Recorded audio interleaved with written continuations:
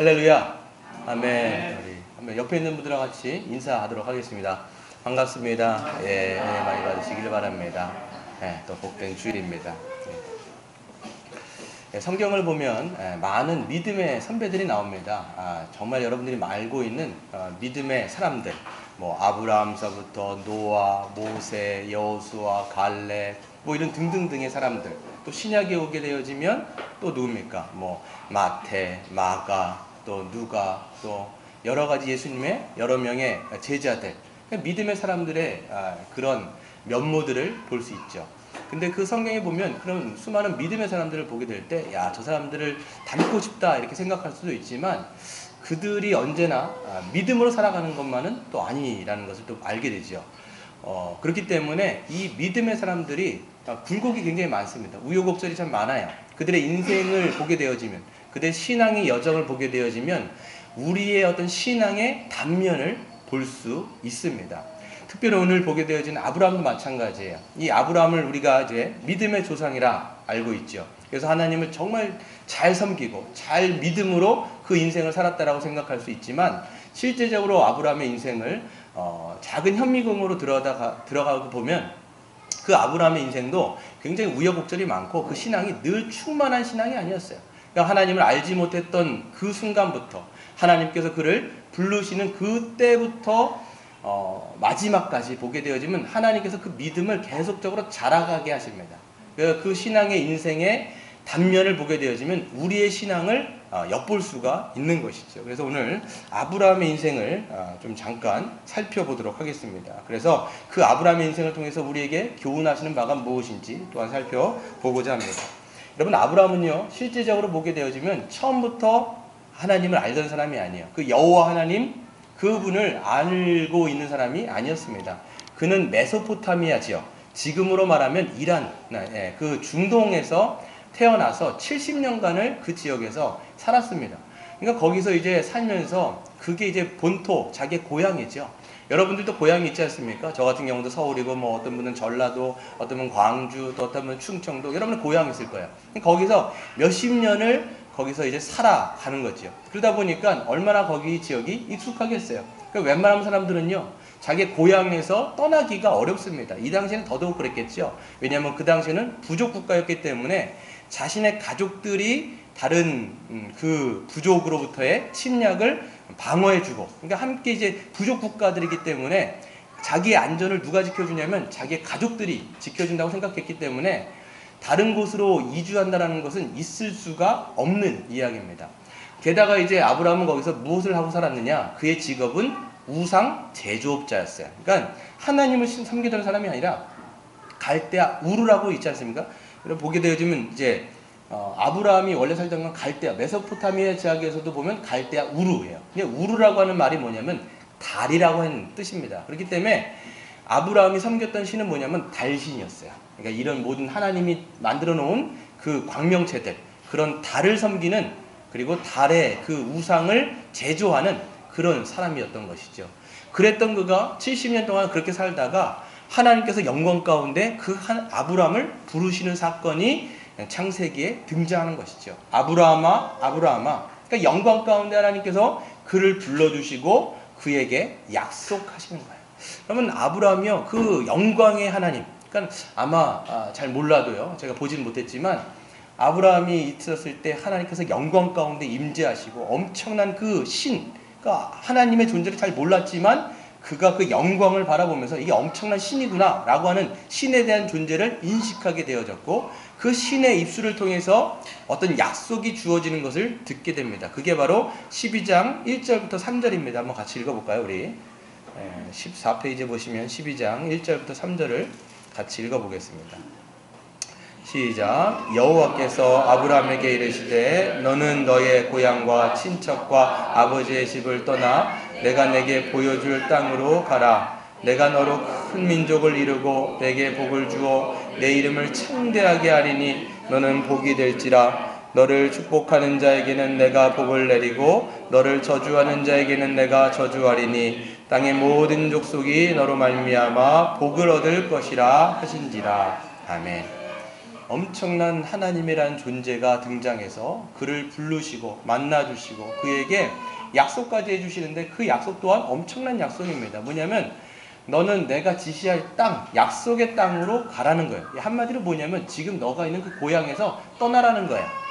그러니까 이 약속은요 쉽지 않은 약속입니다. 그 땅을 너에게 주겠다라는 겁니다. 그 땅, 그 가나안 땅, 약속의 땅을 주겠다고 말씀하셨는데 그러려면 그 땅로부터 이주해야 되는데 여러분 아브라함이 이제 이사한 땅의 길을 보게 되어지면 이 갈대아 우르에서 이 가나안 땅까지가 약 8,000km라고 합니다. 그러니까 굉장한 거리예요. 지금 차로도 가기 힘든 비행기로 갈 만한 그런 거리를 어떻게 보면 육로로 해가지고 걸어갔다는 뜻이거든요.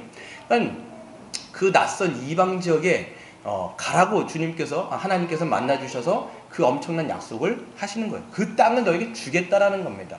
근데 또 뭐라고 말씀하시냐면 내가 너로 말미암아 큰 민족 즉 자식을 주시고 자손을 주셔갖고 번성하게 하시겠다고 말씀하십니다. 뿐만 아니라 내가 너를 저주하는 자를 저주하고 또 너를 축복하는 자를 축복하겠다. 즉 내가 너와 언제나 함께 하겠다라고 하는 엄청난 약속을 주시는 것을 우리는 보게 되는 것이죠.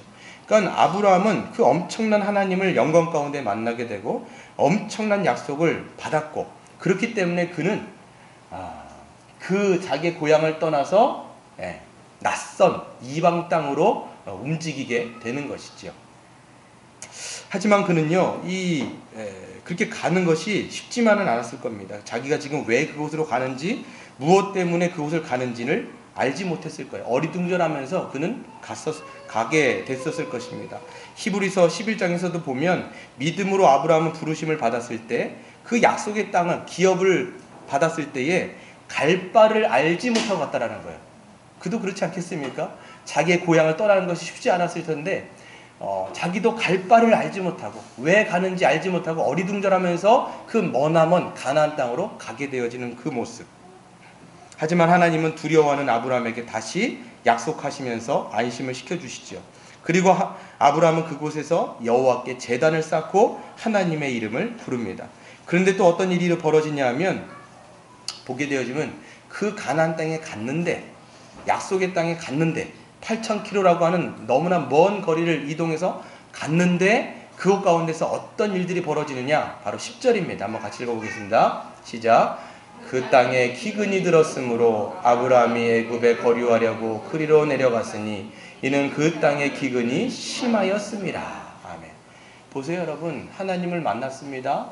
하나님의 명령과 약속을 붙잡고 자기의 고향을 등지고 이방 땅 가나안 땅으로 들어갔습니다. 그랬으면 좀 일들이 잘 풀려야 되지 않겠습니까? 여러분 우리 마찬가지예요. 예수를 만났습니다. 예수님의 약속을 받았어요. 구원의 약속, 영생의 약속을 우린 받았어요. 그러니까 예수를 만나면 모든 것이 좀 잘 돼야 되는데 하나님을 만나면 좀 모든 것이 잘 돼야 되는데 우리 인생 가운데 그 잘 되는 일들이 아니라 이 아브라함의 인생을 통해서 보게 되어지면 일들이 다 잘 풀려야 되는데 약속의 땅에 들어갔는데 하나님이 그 땅을 주시겠다라고 말씀하셨는데 이미 그 땅에 누가 살고 있어요? 가나안 민족들이 이미 살고 있는 거예요. 그리고 그 땅에 뭐가 찾아왔어요? 심각한 기근이 찾아오게 됩니다. 그러니까 여러분 살아야 되는데 먹을 것이 없는 거예요. 여러분 8,000km 낯선 땅에 왔습니다. 가족들과 가족들만 같이 이제 이방 땅에 남겨져 있는 거예요. 얼마나 불안하겠어요. 얼마나 공포스럽겠습니까? 다른 가나안 민족이 침입해 들어오면 죽을 수도 있는 그런 아주 위기적인 순간입니다. 게다가 심각한 기근까지 들어가서 먹을 것도 없고 이런 순간이 찾아온 거예요. 우리 인생도 마찬가지입니다. 하나님의 명령을 받고 약속을 받고 하나님을 만났다라고 이야기하지만 우리의 인생 가운데 모든 것이 잘 풀릴 거라고 생각하는데 그렇지 않다라는 거예요. 인생에 심각한 위기들이 찾아올 때가 있다라는 것이지요. 우리 금요일날 오셔가지고 이제 간증 집회를 하셨던 그 목사님, 이제 나카지마 태초 목사님도 보면 그 이야기를 하시죠. 자기가 예수를 만나고 이제 구원의 확신을 받고 이제 목회자까지 되었는데 인생 가운데 늘 모든 것이 평탄치만은 않았다라고 이야기를 하시더라고요. 그래서 일본말로 실패 이렇게 외치면서 반복되어진 실패가 계속 있었어요. 그래서 그분이 이제 그 미션 바라바라고 하는 그 영화를 사실 제작했거든요. 그분이 이제 돈을 들여가서 54억 원이라고 하는 그 어마어마한 금액을 들여가지고 그 영화 한 편을 제작한 거예요. 그러니까 거기서 보면 이제 그 야쿠자였던 사람들이 예수를 만나고 회심한 이야기들을 그 영화에다 담았는데, 마침 그게 개봉될 때, 그러니까 제가 한번 그 유튜브를 찾아보니까 대부분 영상이 지금 영상은 없고 옛날 과거 2002년도 영상만 남아있더라고요. 왜 그러냐면 그분이 이제 영화를 홍보할 겸 막 한국 교회에 여러 군데를 이제 다니신 것 같아요. 그러니까 다니면서 간증을 했는데 2002년도에 개봉을 딱 했는데, 개봉을 했을 때 2002년이 어떤 때였어요?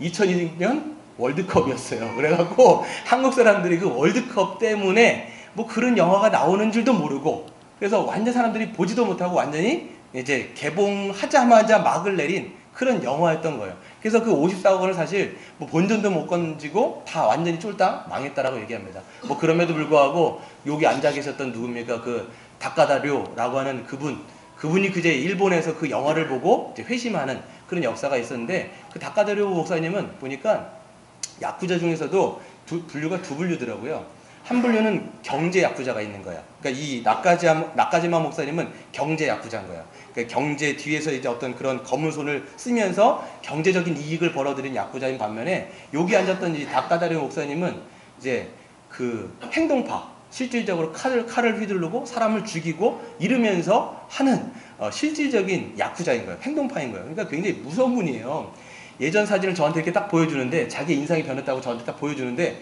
진짜 무섭게 생겼더라고요. 보니까 정말 이게 날카로운 인상, 웃지 않으면 정말 이게 함부로 말을 걸기가 어렵겠다 할 정도로 그런 양 날카로운 인상을 갖고 있는데, 지금 보면 여러분 얼굴이 어때요? 지금도 그러세요? 지금 보면 그래도 웃으면서 약간 보면 굉장히 밝은 인상을 하시고 계시잖아요. 그러니까 보게 되어지면 예수 믿고 바뀐 거예요, 사람들이. 이게 이처럼 보게 되어지면, 그럼에도 불구하고 그분의 인생이 계속 실패. 그래서 나카지마 목사님 나중에는 목회까지 그만둘 정도로 아주 힘든 역경들을 계속적으로 겪었다라고 이야기하는 거지요. 우리 인생도 마찬가지입니다. 하나님께서 우리를 부르셨고 하나님이 만나주셨고 하나님께서 인도하시는 인생이라고 이야기하지만, 우리의 삶 속에는 분명히 심각한 기근이 찾아온다라는 거예요. 인생의 위기가 찾아온다라고 얘기합니다. 예수님의 제자들도 마찬가지였어요. 예수님을 따라다니면 모든 것들을 다 이 위기들이 벗어날 것 같은데, 예수님을 따라갔는데 바다 가운데서 뭘 만나요? 거친 풍랑을 만나기도 하고, 때로는 예수님께서 일부러 제자들에게 풍랑 쪽으로 보내시기도 합니다. 풍랑을 허락하시기도 한다는 거예요. 그게 바로 여러분 우리가 예수 만난 인생의 어떤 단면인 거예요. 아브라함도 마찬가지예요. 믿음의 조상이 될 때까지 수많은 우여곡절이 있었어요. 그것을 통해서 하나님은 아브라함으로 하여금 뭘 알게 하시느냐? 하나님이 누구신지를 경험하게 하신다는 거예요. 그래서 여러분 인생의 위기는 때로는 우리가 하나님을 만날 수 있는 기회가 된다는 거예요. 위기가 여러분 결국은 어떻게 보면 우리에게는 하나님을 다시 만나고 하나님을 또 우리가 붙잡을 수 있는 뭐가 된다? 기회가 되는 거예요. 여러분 우리에게는요, 이런 인생의 실패와 어떤 쓴맛, 어떻게 인생의 어떤 고통과 고난이 없으면 하나님을 찾지 않습니다. 실제적으로 인간이 그래요. 여러분 잘 될 때는요 하나님 찾습니까? 안 찾습니까? 잘 안 찾아요. 왜? 내가 잘해갖고 됐구나, 이게 교만한 마음이 들기 때문에 아유 내가 잘해갖고 잘 됐지 이러면서 하나님하고 점점 멀어지는 거예요. 그러니까 하나님이 우리를 풍족하게 하시고 잘 되게 하시고 했는데 결국 어떻게 해요? 내가 잘해서 이렇게 나가는 거예요. 그러니까 하나님께서 그 이스라엘 백성들에게도 뭐라고 얘기냐면, 너희들이 교만할까 무섭다 얘기하는 거예요. 너희들이 잘 돼갖고 그 잘 된 게 너희의 힘과 너희의 능력과 너희의 어떠함 때문에 잘 됐다라고 할까 두렵다라고 하나님도 말씀하세요. 근데 실질적으로 보면요, 우리 인생도 마찬가지예요. 너무 잘 풀려. 건강도 좋고 돈도 잘 벌리고 풍족하고 뭐 모든 것이 진급도 잘 되고 너무 잘 되면요 어떻게 생각해요? 내가 너무 잘했구나, 이렇게 교만한 마음이 들면서 점점 하나님과 멀어질 때가 너무 많은 거죠. 그때 때로는 인생의 위기가 찾아오기도 하고 기근이 찾아올 때 우리는 생각해야 돼요. 하나님을 찾으라고 하는 사인이구나. 하나님을 붙들라고 하는 사인이구나. 하나님 앞에 엎드리라고 하는 사인이구나. 여러분 이것을 기억하시고 엎드리시는 여러분 되시기를 바랍니다. 하나님을 다시 찾으시는 여러분 되시기를 바랍니다. 그래서 위기가 기회로 바뀌시는 여러분 되시기를 바랍니다. 근데 보게 되어지면 아브라함이 그랬어야 되는데 아브라함은 그렇지 않습니다. 그런 인생의 절체절명의 어떤 위기에 들어섰을 때 아브라함이 보였던 반응은 그런 반응이 아니라 보게 되어지면 심각한 위기가 찾아왔을 때 그는 어디 가기로 마음을 먹냐면 애굽 땅으로 가게 됩니다. 그래서 약속의 땅 가나안은 여기라면 밑으로 내려가서 애굽, 지금의 이집트로 내려가게 되죠. 왜? 이집트는 살기가 좋기 때문이에요. 거기는 풍족한 것이 많기 때문입니다. 그래서 내려갑니다. 11절 한번 읽어볼까요? 시작. 그가 애굽에 가까이 이르렀을 때에 그의 아내 사라에게 말하되 내가 알기에 그대는 아름다운 여인이라 애굽 사람이 그대를 볼 때 이르기를 이는 그의 아내라 하여 나는 죽이고 그대는 살리리니 원하건대 그대는 나의 누이라 하라. 그러면 내가 그대로 말미암아 안전하고 내 목숨이 그대로 말미암아 보존되리라 하니라. 아멘. 보게 되어 좀 내려가려고 하니까 살긴 살아야 될 것 같고, 그러니까 풍족한 애굽 땅에 내려갑니다. 근데 걱정되는 거예요. 가나안 땅도 이방 땅인데 이집트라고 한 땅은 얼마나 낯선 땅이겠어요. 예. 근데 또 누구만 내려가냐면 몇 명의 가족들만 내려가는 거예요. 애굽 사람들이 자기를 해치면 어떻게 해요? 그런 위기와 공포 의식에 사로잡혀 있는 거예요. 여러분 그렇지 않겠어요? 여러분이 고향 땅을 떠나가고 정말 낯선 땅에 여러분 혼자 간다고 생각해 보세요. 그럼 얼마나 여러분의 안전 이런 문제에 대해서 걱정할 수밖에 없겠지 않겠냐라는 거예요. 우리도 마찬가지고 아브라함도 마찬가지죠. 얼마나 공포스럽겠습니까? 얼마나 두렵겠냐라는 거예요. 얼마나 불안하고 염려스럽겠냐라는 거예요. 그런데다가 어떤 생각이 번뜩 들었냐면 아브라함의 아내가 어떻게 했더라? 굉장히 심히 아름다웠다는 거예요. 심히. 김태희 같은 미모를 지녔다는 겁니다, 여러분. 근데 그때 사라의 나이가 몇 살이었을까요? 아내 사라의 나이가 60이었어요. 60에 김태희 같은 미모를 여러분 자랑하고 있었습니다. 여러분. 우리 권사님들 연세들이 대부분 60 전후반으로 왔다 갔다 하시지 않습니까? 여러분 연세에 김태희. 근데 이게 주관적인 아름다움이 아니에요. 그러니까 아브라함이 그냥 자기 아내를 봤을 때 이쁘다 이게 아니라 객관적인 미모인 거예요. 객관적인. 누가 봐도 아름다웠다라는 거예요. 그러니까 아브라함이 어떤 생각을 드냐면 내가 애굽 땅에 저 이집트에 내려가면 사람들이 내 아내가 너무 이뻐가지고 너무 김태희 닮아가지고 사람들이 이 내 아내 이 김태희 같은 아내를 뺏기 위해서 뺏으려면 어떻게 돼요? 남편을 살해해야 되는 거예요. 죽여야 되는 거예요. 죽이고 뺏는다라는 거예요. 그러니까 이 아브라함이 공포스러운 거예요. 아, 사람들이 내 아내가 너무 이쁘니까 나를 죽이고 내 아내를 데리고 가지 않을까? 이런 두려움에 사로잡힌 거예요. 그러니까 이제 아브라함은 어떤 잔머리를 굴리냐면 여보, 내가 말이야 애굽에 가면 이런 일들이 벌어질 거 아니야. 그때 만약에 사람들이 자기를 뺏기 위해서 나를 죽이면 어떡해. 그러니까 가서는 뭐라고 얘기하냐면 당신은 이제부터는 내 와이프가 아니라 나의 여동생이야. 사람들한테는 내 아내라고 절대 얘기하지 말고 내 동생이라고 이야기를 해. 그러면 당신 때문에 나는 안전할 거야. 당신 때문에 내 목숨은 보존될 거야. 라고 하면서 말을 맞추고 애굽으로 들어가 버린 거예요. 그렇게 된 거죠.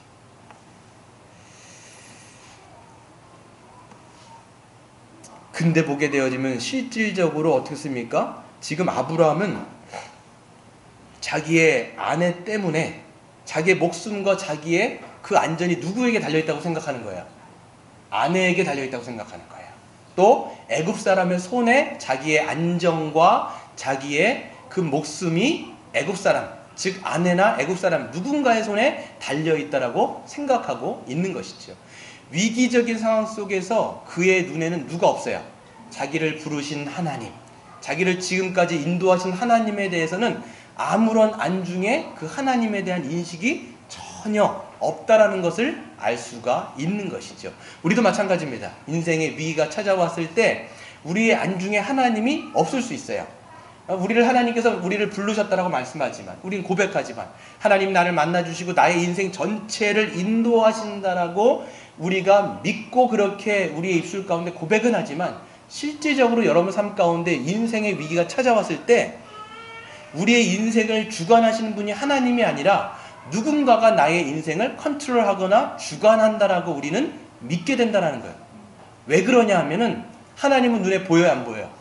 눈에 안 보여요. 근데 여러분 사람들은 눈에 보입니까? 안 보입니까? 눈에 보인다라는 거예요. 여러분 실질적으로 회사를 가보거나 여러분 무슨 일을 하다 보면요, 여러분 위에 상사들이 있죠. 누군가가 있어요. 과장이 있고 부장이 있고 여러분을 쥐락펴락할 수 있는 어떤 사람들이 여러분 위에 있단 말이에요. 그러면 생각할 때 어떻게 생각하냐면 그 사람이 나의 인생을 주관하고 나의 인생을 통제하고 컨트롤할 거라고 생각하는 거예요. 왜? 그 사람은 눈에 보이기 때문이라는 것이지요. 그렇기 때문에 사람들은 결국 여러분, 우리가 말은 하나님이 나의 인생을 주관한다라고 하지만 실제적으로 그것을 믿지 못할 때, 그래서 결국 사람들이 나의 인생을 주관한다라고 생각할 때 결국은 자꾸만 자기의 인생을, 자기의 어떤 안정과 그 목숨을 보존하기 위해서 어떤 방법을 쓸까요? 아브라함과 같이 인간적인 술수와 잔머리를 계속적으로 쓰게 된다는 거예요. 그래서 때로는 여러분, 우리가 때로는 비열하게 행동하기도 하고 비겁하게 행동하기도 하고 거짓을, 또한 속임을 일삼기도 하고 불법과 불의를 저지르기도 한다라는 것이죠. 여러분, 아브라함을 보십시오. 위기가 닥쳐왔을 때 하나님을 생각하지 못하니까 어떻게 해요? 잔머리를 계속적으로 쓰는 거예요. 나중에 여러분, 아브라함이요, 이런 일을 또 만나게 됩니다. 또 만나게 돼요. 하나님이 건져주셨는데, 이런 상황에서 건져주셨는데 창세기 20장인가 21장에 가보면 또 그런 똑같은 사건을 만나게 돼요. 그때도 아브라함이 어떻게 할까요? 자기 아내를 또 팔아버려요. 또 잔머리 쓰게 되고 또 이렇게 통밥을 굴리게 되어지고. 여러분, 하나님을 생각하지 못하면 자꾸만 누구의 방식으로? 인간의 방식으로 그 일들, 그 엮여져 있는 그 실타래를 자기의 힘으로 풀려고 안간힘을 하다가 보면 어떻게 될까요? 그 일들이 더 꼬이게 되는 거예요. 보게 되야지. 나중에 보면요, 인생이 더 꼬입니다. 그렇게 해서 들어갔는데 어떻게 돼요? 소문 나지요. 아브라함의 아내 사라가 얼마나 이뻤는지 그게 어디까지 들어가요?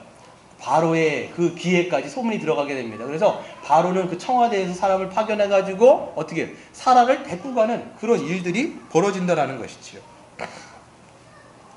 여러분, 보게 되어지면 우리도 마찬가지요. 그렇기 때문에 믿음이란 무엇이냐? 인생의 위기에 보이지 않는 하나님을 생각하는 것이 믿음이다라는 거예요. 네. 믿음이란 뭐냐? 인생의 위기가 찾아왔을 때 보이지 않는 하나님, 그분이 나의 모든 인생을 주관하시고 다스리시고 통치하신다라는 것을 기억하는 것이 믿음인 거예요. 여러분, 생각해 보셔야 돼요. 어떤 위기 같은 것을 만나셨을 때 뭐가 가장 먼저 떠오르십니까?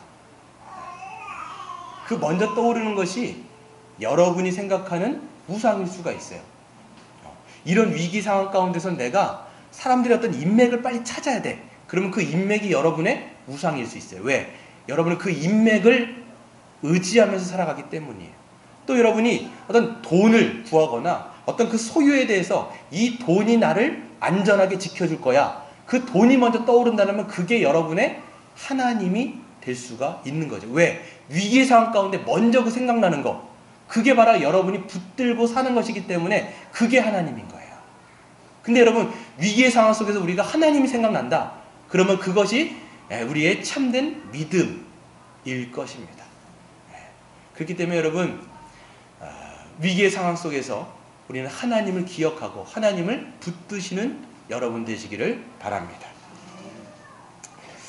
그래서 아브라함을 보면요, 아브라함은 그 아내와 그 말을 맞추고 애굽으로 들어가게 되지요. 근데 아브라함의 예상대로 애굽에서도 어떻게 돼요? 그 사라의 외모가 통합니다. 우리 한번 같이 읽어볼까요? 14절부터 한번 읽어보겠습니다. 시작. 아브라함이 애굽에 이르렀을 때에 애굽 사람들이 바로의 고관들도 그를 보고 바로 앞에서 칭찬함으로 그 여인을 바로의 궁으로 이끌어 들인지라. 이에 바로가 그로 말미암아 아브라함을 후대함으로 아브라함이 양과 소와 노비와 암수 나귀와 낙타를 얻었더라. 아멘. 낯선 이방 땅에 들어갔을 때 애굽인들의 눈에도 그 아내 사라의 미모가 그냥 눈에 띄인 거예요. 너무 이쁘게 생겨가지고 그 연세가 60인데 또 불구하고 정말 김태희 같은 외모가 사람들, 애국 사람들이 눈에 띈 거예요. 뭐 잘 모르겠습니다. 그 당시 사라가 한 100 몇 살까지 살았거든요. 그러니까 그 당시 60이라고 하면 지금의 나이가 30일 수도 있고, 아니면 사라가 아기를 갖지 않았기 때문에 여전히 뭡니까, 처녀 같은 외모를 드러냈을 수도 있고, 아니면 어떻게 보면 이제 애굽이라고 하는 이집트는 좀 시커먼, 사람들이 까무잡잡하잖아요. 근데 갔을 때 뭡니까, 사라가 이제 외국에서 왔기 때문에 얼굴이 좀 하얗다라면 더 이게 눈에 띄었을 수도 있고, 모르겠습니다. 아무튼 사람들의 눈에 사라의 외모가 너무 띈 거예요. 그러니까 그 소문이 얼마나 빨리 퍼졌는지 바로가 사는 그 청와대까지 그 소문이 들어간 거예요. 그리고 애굽 왕 바로라고 하면 여러분 이집트의 파라오예요. 파라오. 그러니까 한 나라의 황제가 고관들을 보내어서 가서 야 알아봐라, 이쁜 여자가, 여러분 이집트라 하면 얼마나 넓겠어요. 근데 그 소문이 거기까지 들어갔을 뿐만 아니라 그 넓은 데, 그 높은 데 있는 사람이 일개 나그네의 아내에게 사람들을 보냈다는 건 말도 안 되는 얘기인데 성경에서 기록하고 있는 거예요. 그러니까 보내가지고 고관들이 이야기하는 거죠. 이 사람 당신 누굽니까? 라고 얘기했을 때 뭐라고 얘기했을까요? 사라는 이 사람의 동생입니다. 이미 말을 마쳤기 때문에 사라도 그렇게 얘기하고 아브람도 그렇게 얘기했죠. 이 사람은, 이 여자는 지금 내 여동생입니다. 아 그렇습니까? 라고 하면 어떻게 했겠어요? 그 아내 사라를 이제 데리고 가겠죠. 아 그러면 지금 우리 황제가 당신의 여동생을 보기를 원하고 당신의 여동생을 그 후궁으로 맞이하기를 원하는데 좀 데리고 가야 되는데 어떻겠습니까? 그럼 아브라함이 뭐라고 얘기했어요? 빨리 가라. 빨리 데리고 가라. 빨리 데리고 가라고 얘기해. 그럼 뭐라고 얘기했어요? 사라한테 얘기하겠죠. 동생아 빨리 잘 가가지고 후궁이 될 수도 있으니까 빨리 잘 가라라고 하면서 보내준 거예요. 보내준 이야기가 지금 여기에 쓰여 있는 거죠. 그랬을 때 바로가 어떻게 하냐면 아브라함을 후대했다는 건 뭐냐면요, 아주 잘 대접했다라는 거예요. 대접해가지고 아브라함에게 뭘 줘요? 양과 소와 노비와 암수 나귀와 낙타를 준 거예요. 여러분 그 당시 낙타라고 하면요, 지금의 뭐냐면 승용차인데요. 그 당시에 낙타는 지금의 승용차인 거예요. 소나타를 여러분 몇 대를 지금 아브라함에게 몇 대를 준 거예요. 막 그랜저, 소나타 이거를요 여러 마리를 줬다는 거는 몇 대를 준 겁니다. 그러면 지금 아브라함은 어떻게 했어요? 아내를 팔아가지고 거부가 된 이야기가 쓰여 있는 거예요. 아브라함은 좋았을까요? 안 좋았을까요? 안 좋았을 수도 있고 좋았을 수도 있고, 아내 팔아가지고 어떻게 해요? 거부가 되었으니까 그 돈을 팔아가지고 새로운 아내를 맞이하여서 새로운 인생을 내가 개척하자, 이런 마음을 먹었을 수도 있다라는 거예요. 뭐 그런 마음 안 먹었겠지만 어떻게 보면 또 그런 생각을 했을 수 있죠. 한마디로 말해서 지금 아내 때문에 거부가 된 이야기가 지금 쓰여 있는 거예요. 아브라함에게는 좋은 일들이 되었을지도 모르지만 하나님 편에서는 지금 어떤 순간일까요? 하나님의 편에서는 지금 절체절명의 위기가 된 거예요. 왜 그러냐? 하나님께서는 아브라함과 사라에게 뭐 해주셨어요? 약속을 주신 거예요. 하나님께서는 아브라함과 사라에게 약속 주셨어요. 어떤 약속을 주셨어요? 내가 너로 말미암아 큰 민족을 이루게 하겠다. 너로 말미암아 모든 열방이 복을 받게 하겠다. 이 약속을 주신 거예요. 그 약속은 뭐냐면 너로 말미암아 큰 민족을 이루려면 아브라함과 아내 사라 사이를 통해서 누가 나와야 돼요? 자손이 나와야 돼요. 그게 바로 약속의 자손 이삭이란 말이에요. 여러분 이삭이 약속의 자녀잖아요. 그 이삭을 통해서 누가 또 나와야 돼요? 야곱이 나와야 돼요. 야곱을 통해서 누가 나와야 돼요? 12명의 자손들, 루벤서부터 그 요새까지 12명의 자손들이 나와야 됩니다. 그 12명의 자손들을 통해서 누가 나와야 돼요? 이스라엘의 12지파가 형성되어져서 하나님의 나라를 상징하는 그 이스라엘이라고 하는 왕국이 탄생되어야 되는 거예요. 그리고 그 이스라엘을 통해서 누가 나와야 돼요? 결국은 예수 그리스도가 그 이스라엘의 혈통을 통해서 나셔야 되는 거예요. 그리고 그 예수 그리스도를 통해서 어떻게 되었어요? 모든 열방이 하나님의 자녀가 되어지는 복을 누리게 되는 거예요. 그래서 아브라함에게 하신 약속, 너로 말미암아 모든 열방이 복을 받게 하겠다 하신 말씀이 뭐냐면 너로 말미암아 예수 그리스도가 나게 하시고 그 예수 그리스도 통해서 모든 열방이 구원받을 것이다 라고 하는 엄청난 약속이 아브라함과 사레를 통해서 지금 어떻게 돼요? 주어진 약속이라는 거예요. 구원의 약속, 하나님 나라에 관한 약속이라는 거예요. 우리 마태복음을 한번 찾아볼까요, 여러분? 마태복음 1장에 보면요, 하나님의 족보, 그러니까 예수님의 족보가 쓰여 있습니다. 이 족보가 여러분 그냥 있는 게 아닙니다. 마태복음, 누가복음의 이 족보가 쫙 어떻게 보면 지루할 정도로 쓰여 있는데, 보세요. 마태복음 1장, 아브라함과 다윗의 자손 예수 그리스도의 계보라. 아브라함이 이삭을 낳고, 이삭은 야곱을 낳고, 야곱은 유다와 그의 형제를 낳고, 뒤에 보면 낳고 하다가 16절, 야곱은 마리아의 남편 요셉을 낳았으니 마리아에게서 그리스도라 칭하는 예수가 나시니라. 아멘. 아브라함서부터 쫙 해갖고 지금 예수가 나서 예수 그리스도를 통해서 모든 열방이 하나님께 들어와 구원받는 은혜의 역사가 누구에게 먼저 약속되어졌느냐? 아브라함과 사라인 거예요. 그러면 여러분 어떻게 돼요? 아브라함과 사라를 통해서 나야 되는데 지금 누가 사라를 데리고 갔어요? 바로가 데리고 간 거예요. 후궁으로 데리고 간 거예요. 그러면 어떻게 하겠어요? 자기 후궁으로 데리고 갔으면 뭐 하겠어요? 잠자리를 마련할 거란 말이에요. 당연하지 않겠습니까? 여러분, 황제가 그 아름다운 여인을 데리고 가갖고 그거 뭐 보고 있겠어요? 이렇게 가만히, 아, 이쁘다. 이렇게만 하고 있겠어요? 아니잖아요, 여러분. 그렇지 않겠습니까? 그냥 관상용이 아니란 말이에요. 그러니까 자기 후궁을 맞이해서 잠자리를 할 거란 말이에요. 그러면 어떻게 될까요? 이 족보가 어떻게 돼요? 네, 꼬이는 거예요, 여러분. 예수님은 나올 수가 없는 거예요. 그러니까 하나님의 편에서는 하나님의 약속을 신실하게 지키시기 위해서는 어떻게 해야 돼요? 하나님께서는 이 절체절명의 사건에서 막으셔야 되는 거예요. 그래서 하나님의 약속을 반드시 이루시고 성취하셔야 한다는 거예요. 어떤 약속이에요? 인류를 향한 구원의 약속. 아브라함에게 주셨지만 그 약속은 구원에 관한 약속이며 영생에 관한 약속이며 하나님 나라에 관한 약속이라는 거예요, 여러분. 우리에게도 마찬가지입니다. 하나님께서 우리에게 주신 약속은 무슨 약속이에요? 예수 그리스도를 믿음으로 말미암아 구원하시겠다는 약속이에요. 예수를 믿음으로 말미암아 영생, 하나님의 나라를 주시겠다라고 하는 그 약속인 것이죠. 여러분, 하나님께서 주신 약속은요, 돈을 약속한 게 아니에요. 큰 집을 약속하신 게 아닙니다. 우리에게 어떤 명예와 권력을 약속하신 게 아니에요. 성경 어디에 봐도요, 하나님이 약속하신 것은 딱 하나예요. 뭐예요?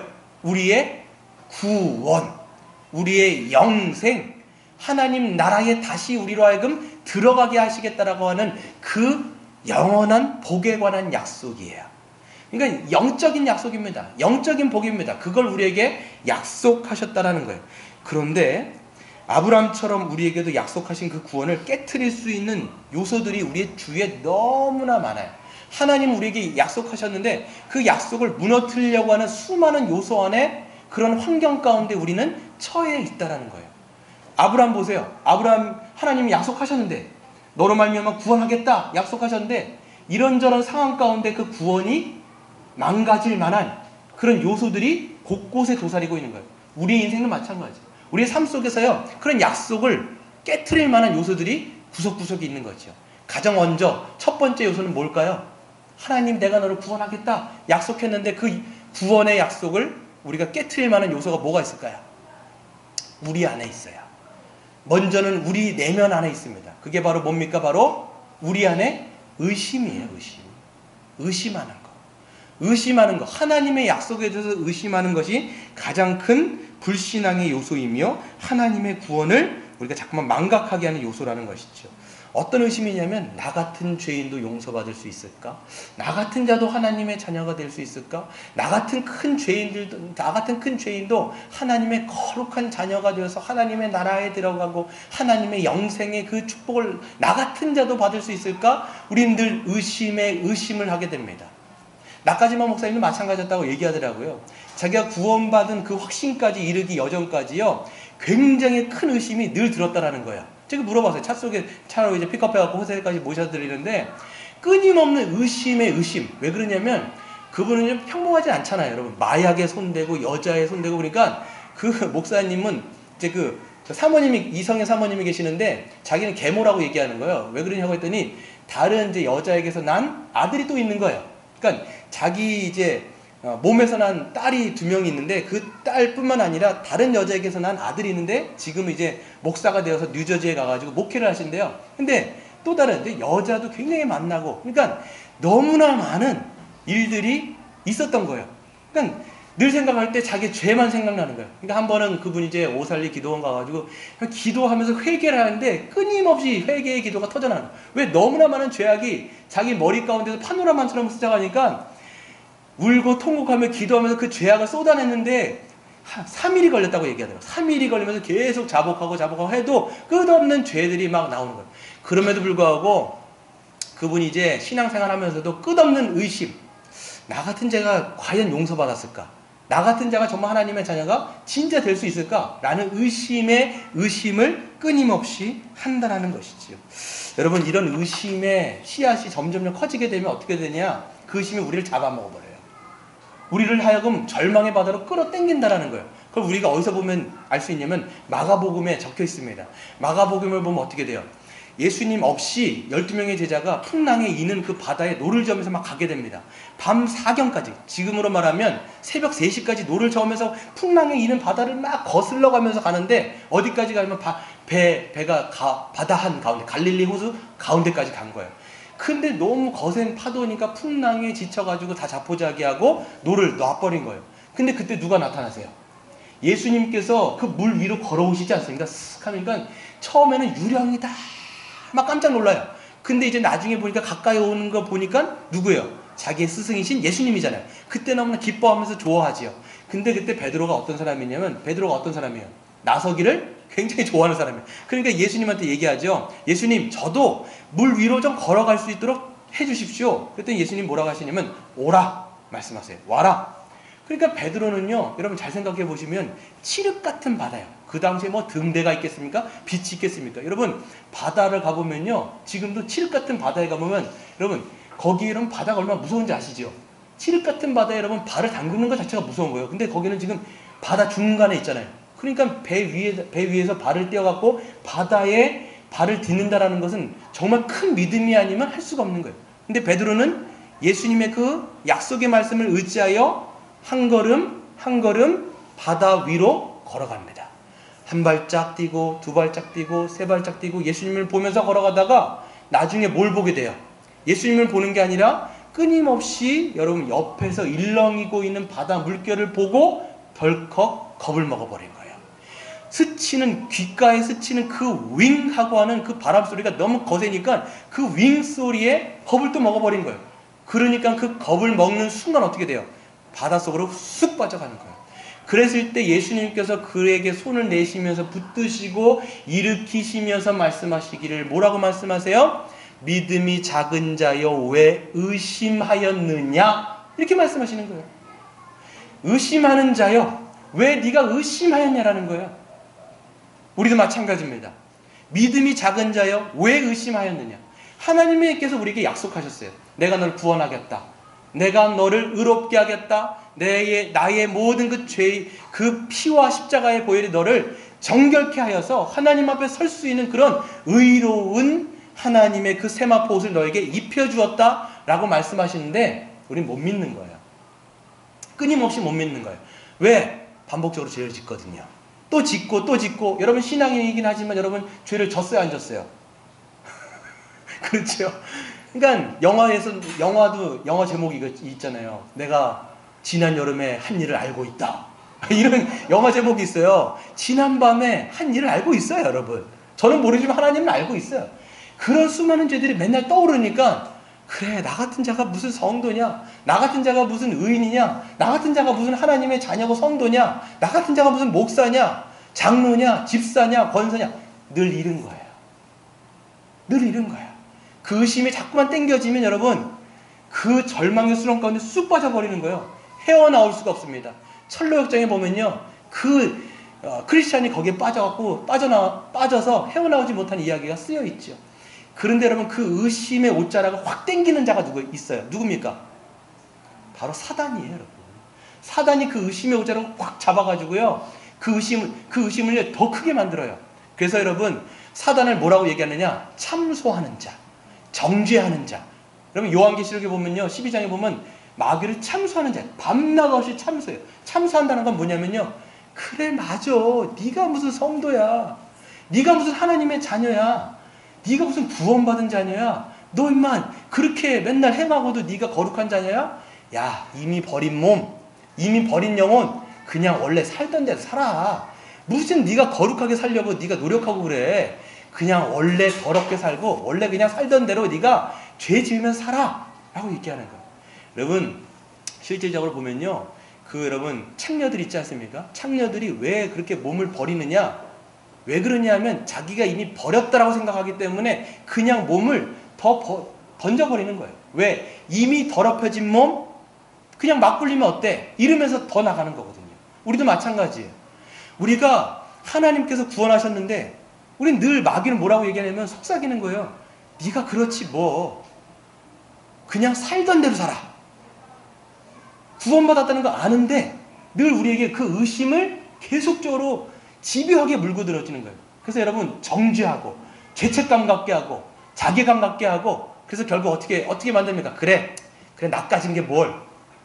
그 마귀는요 우리로 하여금 어떻게 살아가게 하냐면 쓸모없는 인생이라고 생각하게 해요. 야, 넌 쓸모없는 인생이야. 가치없는 인생이야. 그래서 우리를 벌레같이 만들어요. 하나님의 형상으로 만든 그 하나님의 영광스러운 그 존재를요 하찮은 존재로 만들기 때문에 결국 사람들이 어디까지 가냐, 자기의 목숨을 자기 스스로 끊는 일까지 벌어지는 게 바로 사단이 주는 여러분 전략이라는 거예요. 거기에 여러분 빠져들게 되면요 사람들이 점점 어떻게 돼요? 죄책감, 자괴감, 쓸모없음, 가치없음. 그래서 여러분 성도가 되었어도 여러분 어떻게 살아가요? 기쁨이 없는 거예요. 구원받은 감격을 잃어버려요. 제가 말씀드렸죠, 사단은요 하나님 손아귀에 있는 우리를 빼앗아갈 수 없기 때문에 하나님 손에 우리는 들려있는 거예요. 그렇기 때문에 이 손에 잡혀있는 우리를 뺏을 수가 없는 거예요. 그럼 사단은 어떻게 할까요? 구원은 뺏을 수 없기 때문에 구원받은 성도의 기쁨을 뺏어가려는 거예요. 자꾸만 감격을 뺏으려고 하고, 구원받은 어떤 그 은혜를 잊어버리게 만들고 의심하게 만들고 정죄하게 만들고, 넌 쓸모없는 인생이야, 가치없는 인생이야, 보잘것없는 인생이야. 그래서 옛날처럼 방탕하게 살도록 만드는 게 마귀의 전략인 것이죠. 근데 여러분 하지만 하나님은요 그런 여러분 의심 가운데, 그런 마귀의 전략 가운데 빠져있다라면 여러분 가만히 있으면 안 돼요. 근데 우리는요 힘이 없어요. 하나님 그런 의심을 떨쳐버릴 수가 없습니다. 마귀가 하는 음성에 우리는 잡혀있어서 그것을 벗어날 수가 없어요. 근데 성경은 뭐라고 얘기하냐, 그런 우리를 누가 건져내세요? 또 하나님은 건져내신다라는 거예요.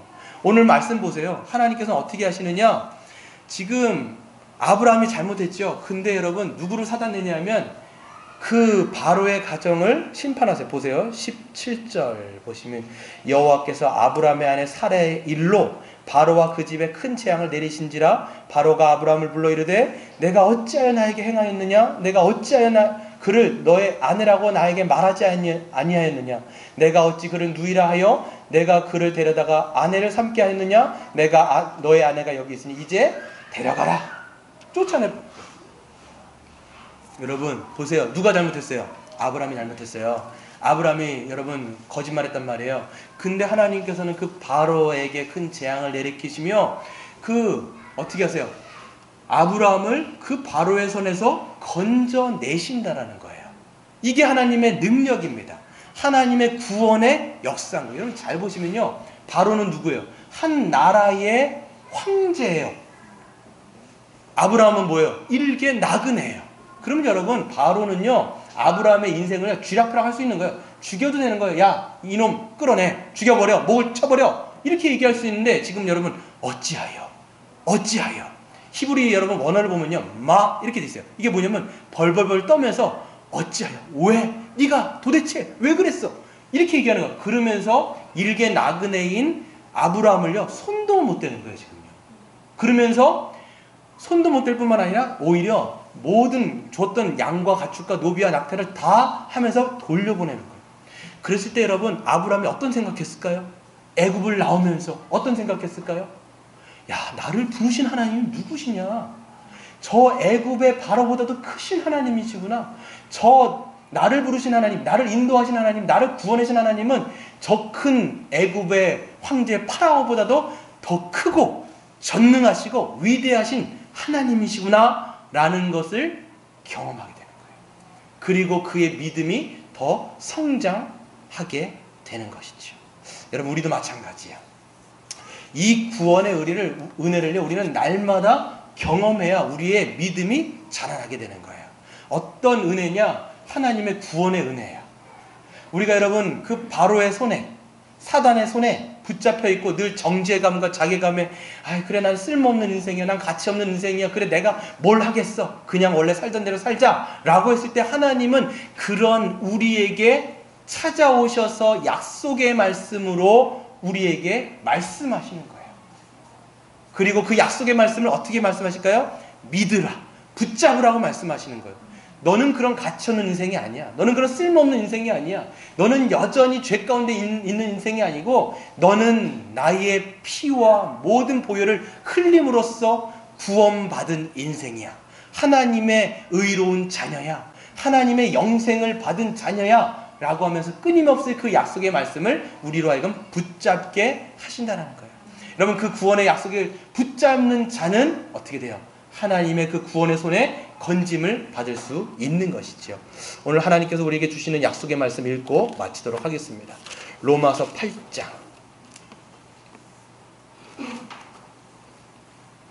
33절, 34절, 35절 같이 읽겠습니다.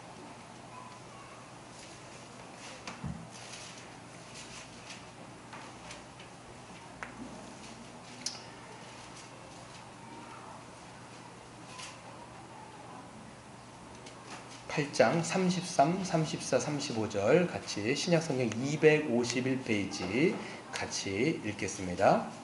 시작. 누가 능히 하나님께서 택하신 자들을 고발하리요? 의롭다 하신 이는 하나님이시니 누가 정죄하리요? 죽으실 뿐 아니라 다시 살아나신 이는 그리스도 예수시니 그는 하나님 우편에 계신 자요 우리를 위하여 간구하시는 자신이라. 누가 우리를 그리스도의 사랑에서 끊으리요? 환난이나 공고나 박해나 극연이나 적신이나 위험이나 칼이랴. 아멘. 여러분 누가 능히 하나님께서 택하신 자들을 고발하리요? 누가 고발하냐면 누가 고발해요? 사단이 고발한다라는 거예요. 자꾸만 정죄하고 참수하고 얘는 하나님 죄 지은 자입니다. 이렇게 살았는데 하나님께서 용서하셨겠습니까? 라고 얘기할 때 하지만 누가 우리를 의롭게 하셨어요? 하나님의 재판장에서 의롭다 하시는 이는 누구세요? 하나님, 재판관이신 하나님께서 이는 의로운 자다라고 말씀하셨기 때문에 사단이 우리를 참수한다 할지라도 하나님은 우리를 어떻게 보십니까? 의롭다라고 말씀하시는 거예요. 그거의 근거가 뭐냐? 바로 하면 34절에 누가 정죄하리요? 사단이 정죄한다고 누가 정죄하리요? 정죄할 수 있다라는 건 못한다라는 거예요. 정죄를 못한다라는 거예요. 왜? 죽으실 뿐만 아니라 다시 살아나시는 이는 누구시니? 그리스도 예수시니 그는 하나님 우편에 앉아 계신 자요 우리를 위하여 간구하시는 자신이라. 사단이 정죄할 때에 여러분들은 그 사단에게 뭐라고 말씀하셔야 돼요? 뭐라고 말씀해야 될까요? 뭐라고 말씀이 아니죠. 뭐라고 선포해야 될까요?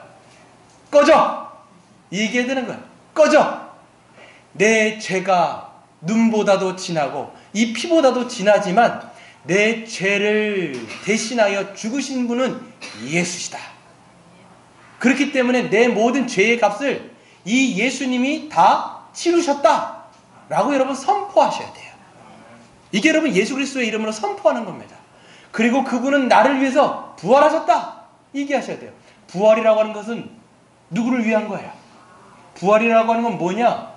그분은 죄가 없으시며 완전한 의인으로서 하나님께 받아들여진 참 하나님의 아들이심을 부활로 증거하신 거예요. 근데 우리가 그리스도를 믿을 때 그 예수 그리스도의 부활이 나의 부활이 되는 것이고 그 예수 그리스도의 그 의가 누구의 의가 되는 거예요? 나의 의가 된 거예요. 그러니까 사단에게 얘기했죠. 나는 예수 그리스도의 그 부활이 나의 부활이기 때문에 예수님이 의로운 것처럼 나도 지금 의롭다 라고 선포하는 거예요. 그리고 여러분 지금도 예수님께서는 하나님 우편에 앉아 계셔서 누구를 위해서 중보하고 계세요? 저와 여러분을 위해서 중보하고 계신 거예요. 하나님 앞에 중보하세요. 뭐라고 중보하실까요?